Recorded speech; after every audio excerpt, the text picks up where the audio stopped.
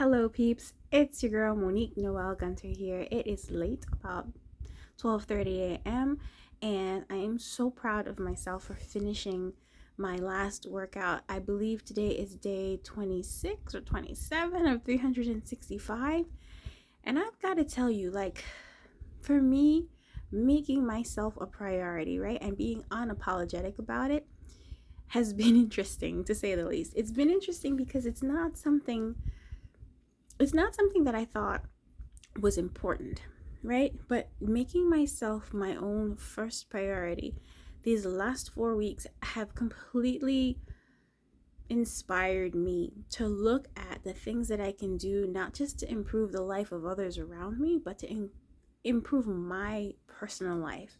Whether it is taking that half an hour to get my exercise in every single day, which I have to tell you, there have been days when I just did not want to do it, and I did it anyway, and my body is so grateful. It's so grateful. I have been taking blood pressure medicines because my weight is too high, quite frankly, and I don't like it at all. Last year I actually got 4-degree burns all across my face, my chest, my back, my thighs, because my high blood pressure medicine says stay out of the sun, and I love the sun. So I ended up going swimming, not thinking anything of it, and then I ended up with my eyes swollen shut from sun poisoning.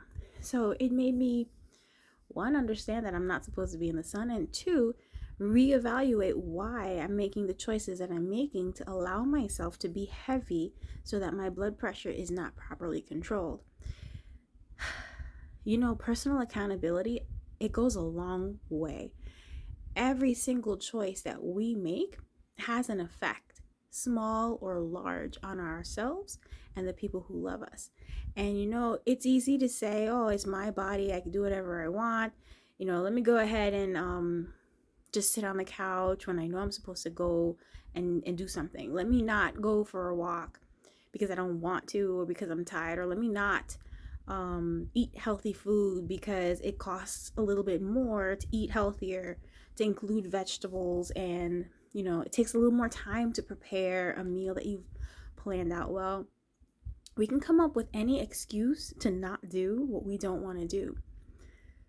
But on the other foot, we can come up with a reason to do anything that we set our minds to. So why is it that our own lives, our own health is not important enough for us to find a reason to make a way to make ourselves a priority? I mean, aren't we worth it? I know we are worth it, right? Aren't we valuable people in our families? Wouldn't they suffer if we weren't functioning properly? If they had to take care of us, or if God forbid we died because we didn't take care of our own bodies?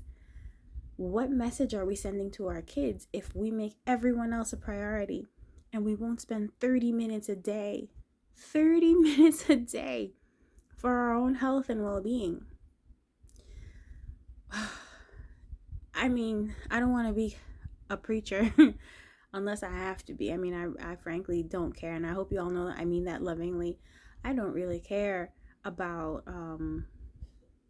stepping on toes when the toes need to be stepped on. Like, if I'm doing the wrong thing and you care about me, tell me, because how else am I supposed to do better? How am I supposed to wake up and realize you're not going in the right direction? Someone has to be able to say the truth lovingly and have it accepted.